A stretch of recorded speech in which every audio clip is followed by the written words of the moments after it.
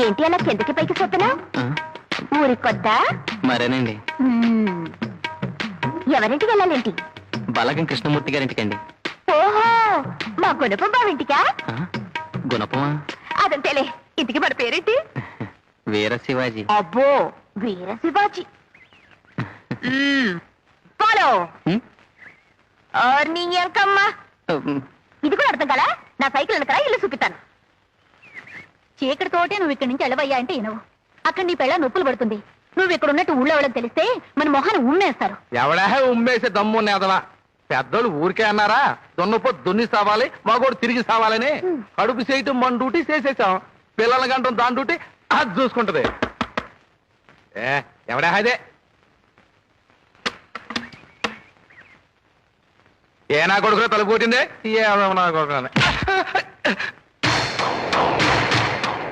నేనే నాన్న. అయ్యి బాబు అయ్యా మాట్లాడే. ఏ నా కొడుకు అన్నావు కదా నాన్న. తప్పైపోయింది బాబు, క్షమించండి బాబు. అక్కడ మీ ఆవిడ నొప్పులు పడుతుంటే ఇక్కడ ముండతో సరసాలాడుతున్నావురా? ఎరా ఇంకనా బాగున్నా? బాగున్నానండి. ఏం సూరయ్య తాత, పొలంలో కలుపు తీయించావా?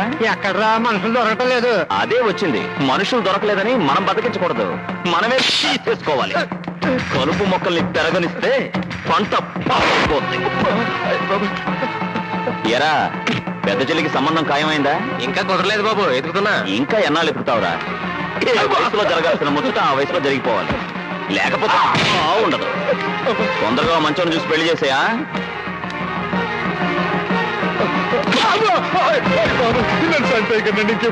బుద్ధి కడితేని అప్పుడే బుద్ధి వచ్చేసిందేంట్రా? ఇంకో రెండు.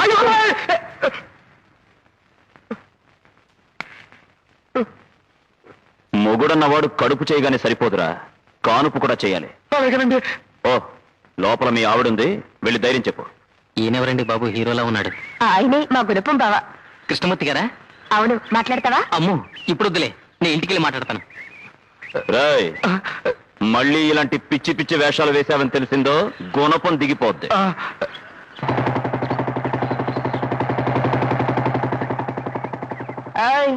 పద పద. రా.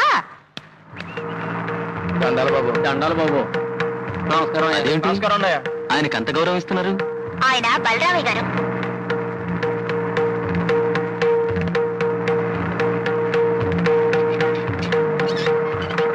దండాలండి అయ్యా.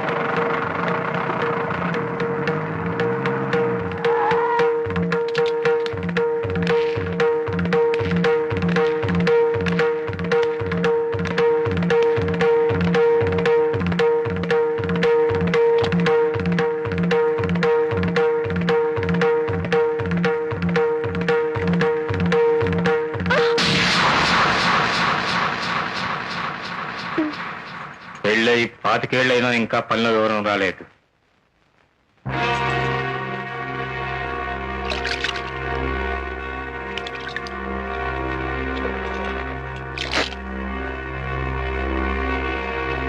అమ్మాయి కాలేజీకి వెళ్ళిందా? అమ్మాయి కాలేజీకి వెళ్ళిందా అని అడుగుతున్నాను. వెళ్ళిందండి.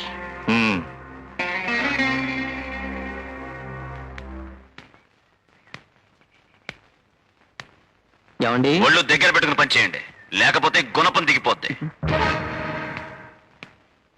ఎవరు? నా పేరు శివాజీ అండి.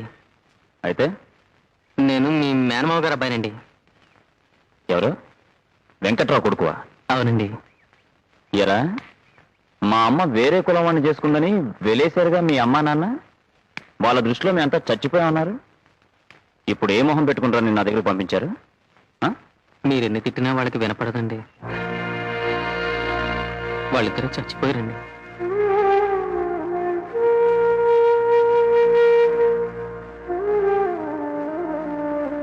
సీత, చెంబుతో నీళ్ళు పట్టరా. అలాగే అన్నయ్య.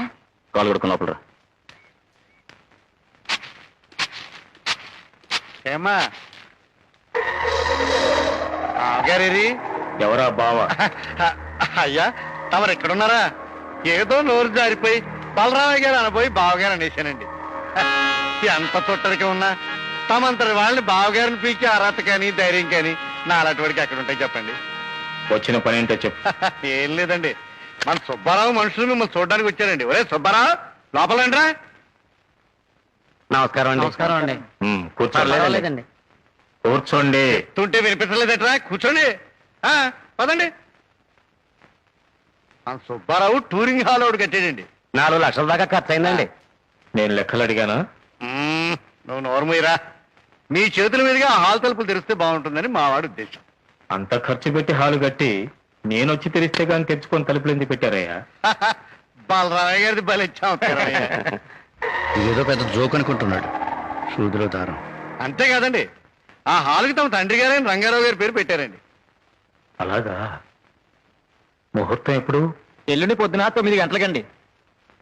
సరే, ఏర్పాట్లు చేసుకోండి. చాలా సంతోషం అండి. సుబ్బారావు, నువ్వు నక్కం దొక్కొచ్చావురా. హాలుకి మా నాన్నగారు పేరు పెట్టగానే సంబరం కాదు, అందులో ఆడే సినిమాలు కూడా ఆయన గౌరవానికి తగ్గట్టుగా ఉండాలి. చెప్తామండి. వెళ్ళే. పదండి. వెళ్ళొస్తామండి. ఇగో చింతామణి, హాయ్. మీ వాడేమైనా మారాడా, ఇంకా అలాగే పోరంబోక వేషాలు వేస్తూనే ఉన్నాడా? అబ్బెబ్బే, తమ దయ వల్ల పూర్తిగా మారిపోయాడండి. పనిలో కూడా చేరబోతున్నాడండి. ఆహా, ఏం పను? అదేనండి, తమరు ఎల్లుండి తెరిచే సినిమా హాల్లో మేనేజర్ అండి. అలా చెప్పు. నీకు ఉపయోగం లేకుండా నువ్వు ఏ పని చేయవు కదా. ఏదో